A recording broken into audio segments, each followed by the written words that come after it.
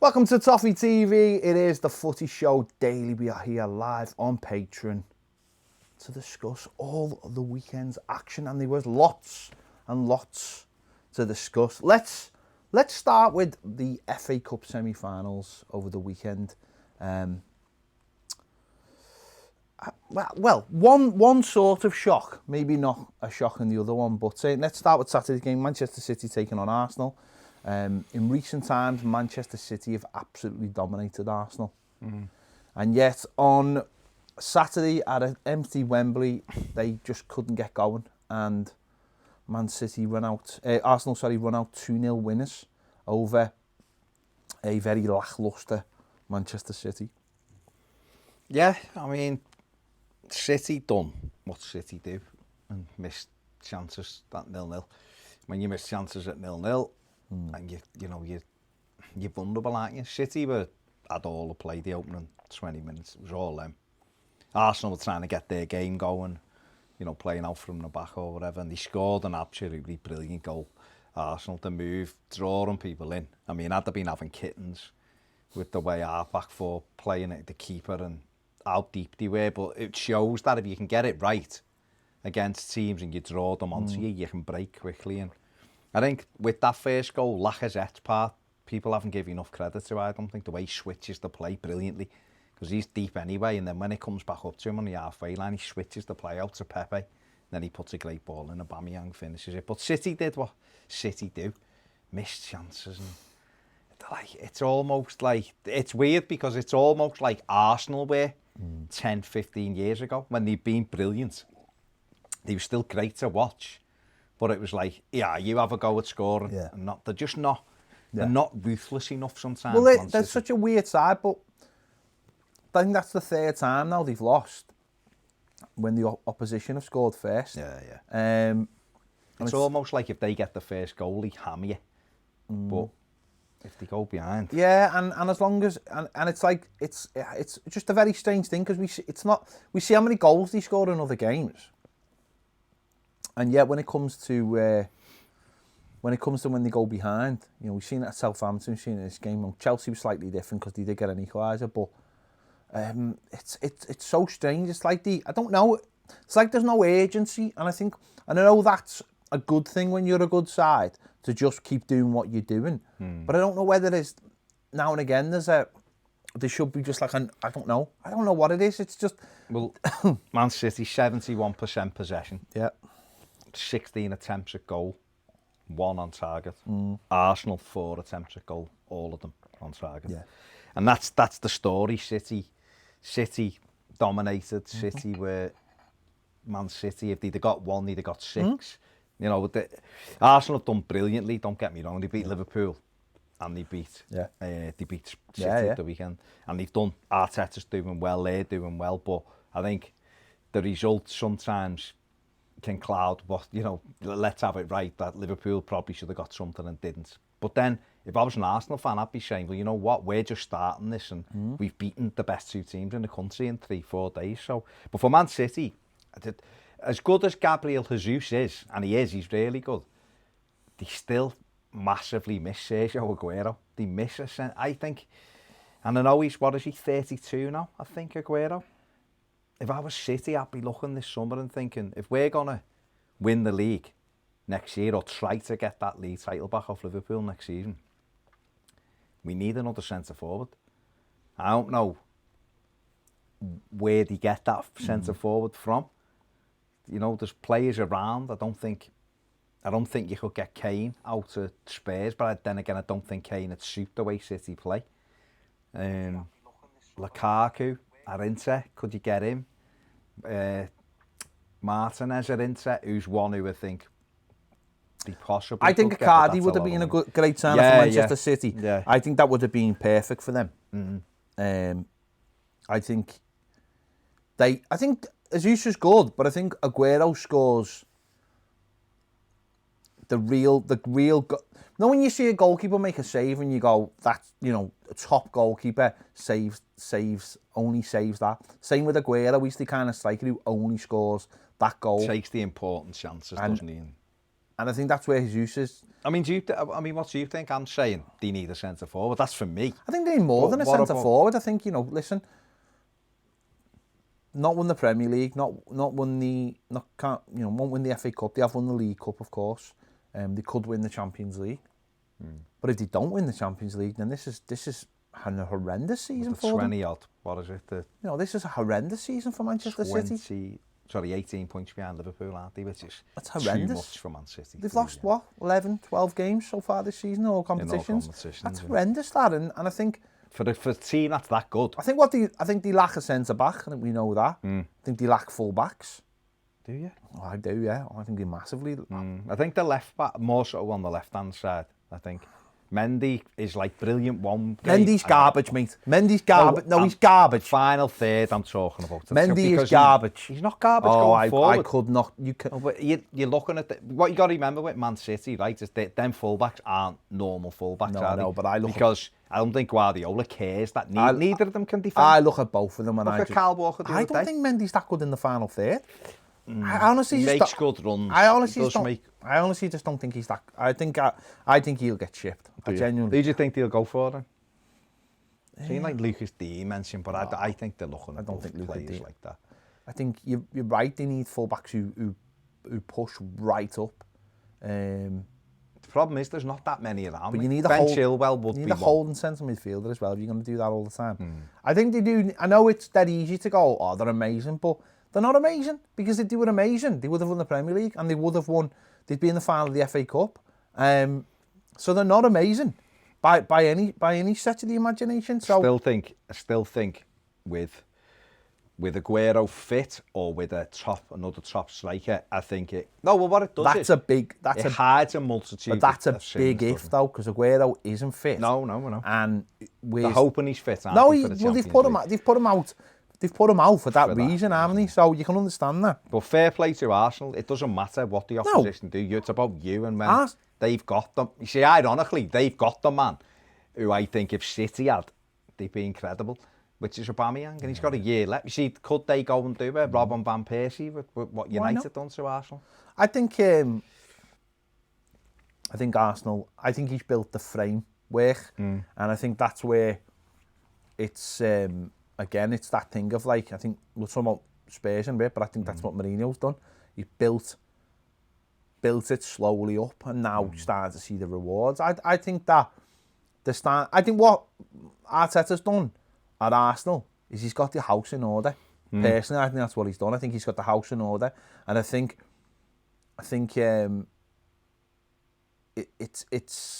it's starting to like just show little shoots of recovery. But the only way it'll actually work is if Aubameyang and Lacazette stay. That's the only way it'll work. Yeah, if they lose Aubameyang. But there are shoots of the recovery, and listen, they're in the FA Cup final, and that's great chance of silverware. So yeah, Sunday's game obviously Manchester United versus Chelsea. Chelsea won now very, very comfortable winners 3-1, and they were the better team from beginning to end. I know there was 2 massive mistakes by David De Gea in this game, and even the third goal was a little bit.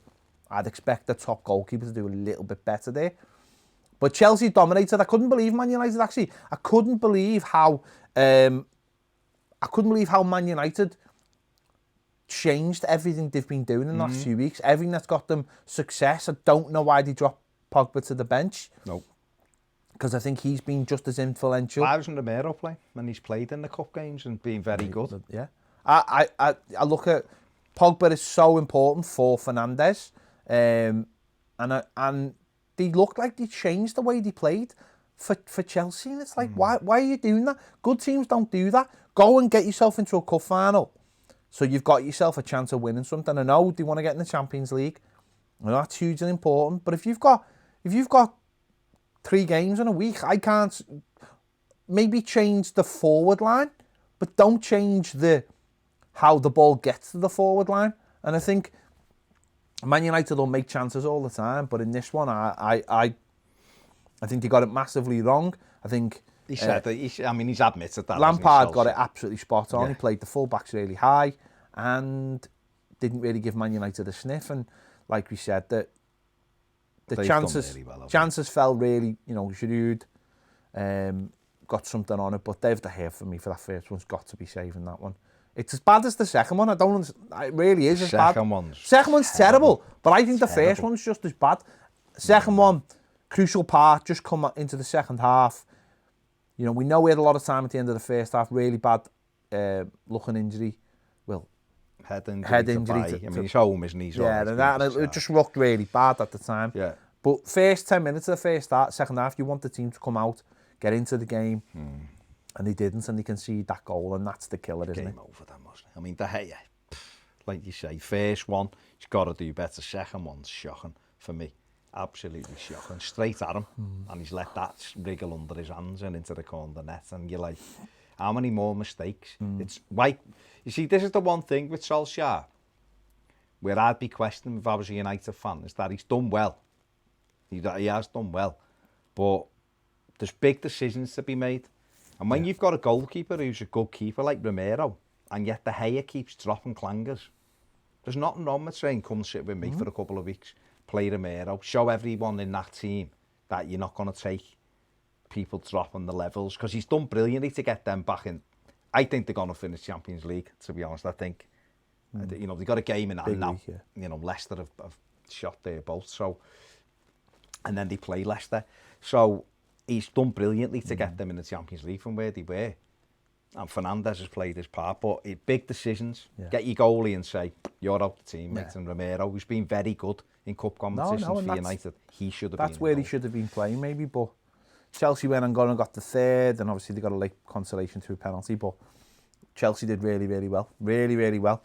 And again, for his first season, get them to an FA Cup final and Champions League contention.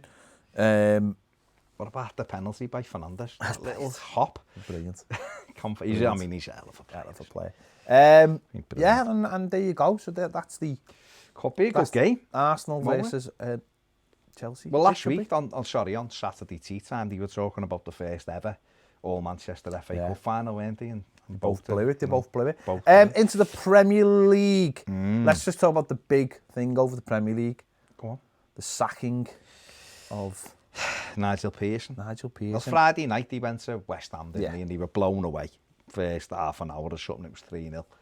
You know, Declan Rice scored, so that tells you we've been not playing well when Declan, although it was a belter, to be fair. And, you know, they go and get beat 3-1 by West Ham in a big game for them. You know, we were saying possibility of a draw, maybe, both teams, and you know, Watford finished with 60% of the possession, 14 attempts to West Ham's 10. West Ham 4 on target, Watford 3 on target, and you lose 3-1 in a crunch game. And they just haven't got going at all, Watford, since the lockdown. Well, they won last week though, and that was they beat Newcastle last week. And that was a game. No, I know, but that was a big win for them. And listen, I'm not having that a defeat away. No, I'm not saying, sorry. I mean before basically just trying to claim that he deserves to be sacked. Yeah, no, this club is berserk. Yeah, we know that. Sacking managers, the Pozzos are absolutely berserk at sacking people. Yeah. And they took him, and, you know, anyone that sacks Javi Gracia after 3 games it was, wasn't it? Then get Kiko Flores back in, who they sacked a couple of years ago. Then sack him and try to get Javi Gracia back. But they're still in court with him over whether they haven't paid him the right money. Get Pearson in when they found him in the chippy on the Friday night. He gives them a chance. He was working in the chippy. He was working with that bomb. That thingies you lay on, and then selling fruit and veg obviously on the Saturday. He gives them a chance of staying up, which they probably will, or well, they've got a good chance of staying up.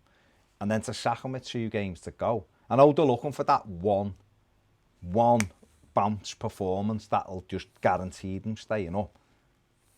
But you don't, I mean, there'll be players who they're very close to. Depends what the players are saying. Well, apparently a lot of the players were with him.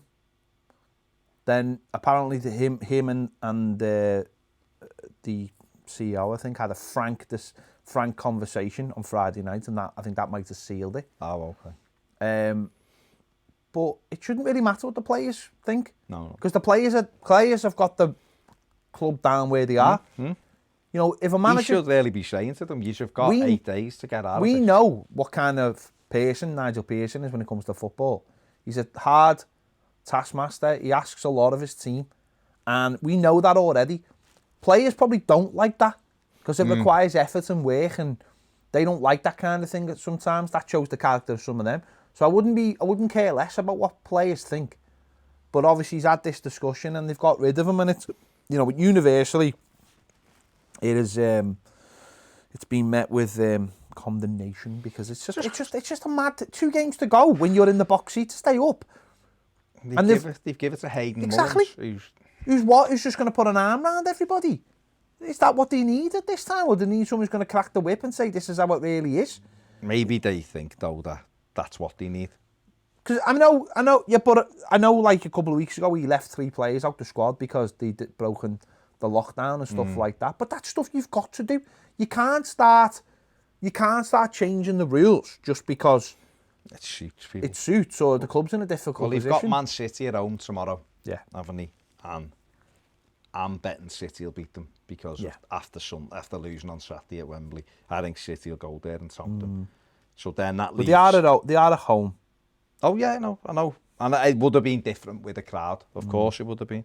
But then at the weekend, they go to Arsenal, which... Yeah, that's... You know, they've got 2 bad But games. would you rather have Nigel Pearson in the dressing room there, or would you rather have Hayden Pearson. Mullins? I'd rather have Pearson. So what are they Well, obviously Villa have got Arsenal as well on Wednesday. Tuesday, tomorrow. Yeah. So they're the 2 crunch games, Watford versus Man City. And then Villa have got West Ham. Yeah. And I think we're basically thinking Bournemouth have gone, aren't we, really? Bournemouth are gone. I mean, although they've got a guaranteed 3 points on Sunday. Everton will beat them on Sunday. But yeah, so that's going to be very, very interesting. And I mean, there's 4 goals, so it really, you could look tomorrow and go, who gets the bigger hammering? Yeah. Isn't it, really? Yeah. I mean, is it Villa at home to Arsenal? Well, Villa at home. Hang on, so let me ask you this though, right? Chance there. If Watford get beat both times and get relegated, whose fault is it they get Pozzo's, relegated? 100%. Yeah. Owners, 100%. Saturday, Norwich played Burnley in a pretty meaningless game. Norwich had 2 players sent off, and Norwich played deciding they care on at the yeah, weekend. they decided they were going to have a bit. No, what? Norwich are a disgrace. No, they aren't they? Their players are a disgrace. They're an absolute disgrace. They have just thrown the towel in, and now some of them getting arsey about it. They're a disgrace. Absolute disgrace. And I could see worse things happening to them next season. Yeah, they're gone. I don't know. They've been really poor since they returned, haven't they? They've been poor all season, really. But obviously, you know, I don't know. I think when you're relegated, players are, you know what players are like. And great result for Burnley. Again, just keeps ticking over. He gets points, doesn't he? 54 points now for Sean Dyche. Done brilliant. He won 15 games. You know, 2-0 win away from home. But Norwich haven't been great at all. Sunday's games, Bournemouth at home to Southampton. That last sort of one of the last chances to go 1-0 down to Danny Ings' goal. Then Danny Ings misses a penalty, and then they score in the last minute, and it's chalked off by VAR. But you just think, how heartbreaking is that? And then Shea Adams. And then it's an own goal, wasn't it? Wasn't it given as an own goal? Was it? I think so. I think it was given as Adams had scored. I think it was given as an own goal later on to make it 2-0. And go again, great win for Southampton there on a great run. And it was Bournemouth's basically last chance. Very quickly, let me just give you the Everton team news. Pickford, Sidibe in at right back, Dean at left back, Keane and Branthwaite. Sigurdsson on the left, and he also captains the team. Tom Davis, Andre Gomez, Walcott, Richarlison, and Calvert-Lewin in front. And the big news is on the bench. Dunk. 2 goalkeepers. And Sims has made the bench. Great. Ben Ingram's back on the bench. Gordon's on the bench. Bernard, Iwobi, Baines on the bench. Moise Keane. No Moise Keane. Not in the 19, no. Fair play. Must be injured, mustn't So Sims is made the bench, which is very, very encouraging Interesting. for him. 4-4. It can't be a 4-4-2. It's a 4-4-2, according to that, but it probably won't be. But I wonder if he'll... No, he couldn't, because he couldn't play Sigurdsson. They 3 if 3. Well, no. Yeah, it's a 4-4-2. Oh, well. Interesting. Yeah, kept them fantastic. So Bournemouth, I think that was probably... That was their last chance, wasn't it? That was their last chance. Wasn't it? And in the other game, big game concerning European football, Tottenham 3, Leicester 0, an own goal and 2 Harry Kane goals late in the first half give Tottenham the win. That moves them up to 6th. Leicester are still 4th place, but only on a goal scored. That's treading water. Goal scored. So if Manchester United win their game in hand, and then obviously take a point off Leicester on Sunday, they'll do enough for Champions League football. United have got West Ham at home, so I think United will win. But that, again, though, and then they'll only need a draw. But again, though, big result for Tottenham. Again, Harry Kane, he looked great. But he's great. No, he looked great though. What I mean is he looked sharp fit, again. Sharp. He played. Forget about his second goal. It was incredible. But he played this ball to Son. Oh my God, it was incredible. Son was on the other side of the pitch, and Kane was looking at his own goal, spun and angled this ball perfectly to Son, and then Son decided to fall over. It would have been incredible. What a pass! But Kane looks back to full fitness, and when you watch him run, he doesn't look fast. No. But he has this way of using his body so well, and he just pushes people out the way. Strong, isn't he? Oh, he's not lightning, but he gets there, doesn't he? And he's a strong lad, and he can shoot with both feet and gets goals. You look at him, you go, is he great in the air? Not really. Yeah. Is he quick? Not really. Can he dribble? Not really. He's just a really good centre forward. He can hold the ball up and score goals. He's got no backlift with shots. He's done incredibly well. And again, he's just really, he's really one good. who I years ago I looked at and thought, he hasn't got anything X factor which makes a top striker. So what will he do? And he's just got goal every year. Yeah. He's been outstanding. And I mean, are we gonna talk about the goal? That was the goal that was exactly the same as the goal that we scored. Exactly the same. Yeah, it was exactly the same. So Tottenham's first, wasn't it? Just James Justin. And Harry Kane is literally standing in the same place as Gylfi Sigurdsson was sitting, basically. Yeah. Ball goes past and there's nothing. There's not even a word. It goes in and no one even says anything. And, I mean, this is a general footy show, but with our Everton hats on, I couldn't. I seen it at the time and I was like, shall I tweet or I was like, no, but then loads of people started going, what is the difference between this and that? The goalkeeper was going one way anyway, and then you look at our time, it's like, no, the goalie was already going that way. And yet when it was Everton against Man United, it was, he's sitting there and he gets pulled his legs back and all this. It was like, he's obstructing. It was like, no, the thing about it is, Gylfi Sigurdsson was sitting down. Had been fouled. Harry Kane was standing up. Sigurdsson had been fouled. Just nonsense. Just nonsense. Well, the common denominator was both times helped Man United. It did. That's the common denominator. We know that the Premier League have said that United have to be in the top 4. But again, though, I've said this loads of times, the media narrative. Whatever the media decide, what's important, what isn't important, is what sticks. Yeah. And this is half the problem. It's sad. This is half the problem. And Spurs, like you say, Kane, brilliant. They've done really well. Mourinho, only 3 teams have got better records. And I don't know if you've seen the leaked footage from the Amazon documentary. No, but I've seen the quote. Leaked footage of Mourinho in a meeting basically telling all the Tottenham players to become nasty. Yeah. I mean, that's not the word he used, but he said to them, start being nasty. He did.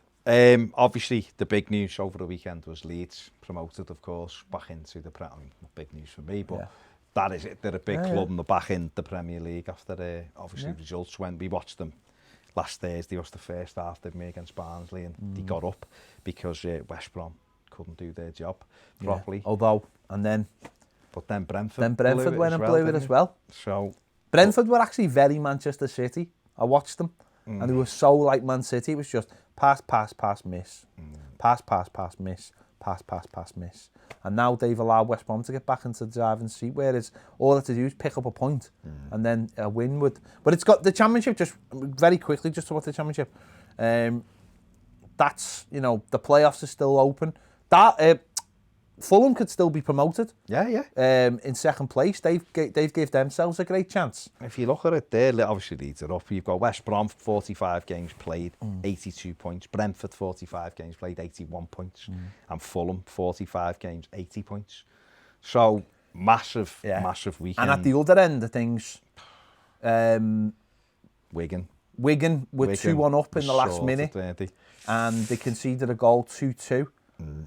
Which still leaves them. They play Fulham on Wednesday. Finishes Wednesday, doesn't it? They play Fulham on Wednesday. With the 12 points deducted, they're down. Well, and that's the sad thing, and we still don't know whether those 12 points will Luton be. won, didn't he? Luton won the battle of the basement with against Hull. So Hull are basically down as well. And we still don't know. It's mad if Wigan are miles clear, of course they are, but yet if the 12 points they're in 13th, Wigan. So they'll need to beat Derby. They'll need to beat Fulham, which will be a very difficult ask with Fulham knowing that they've got to can still be promoted. Yeah. So Absolutely. That's Wednesday, by the way. Championship is Wednesday. They're all the games, the last game. I mean, it's mad because they all kick off at 7:30 as well.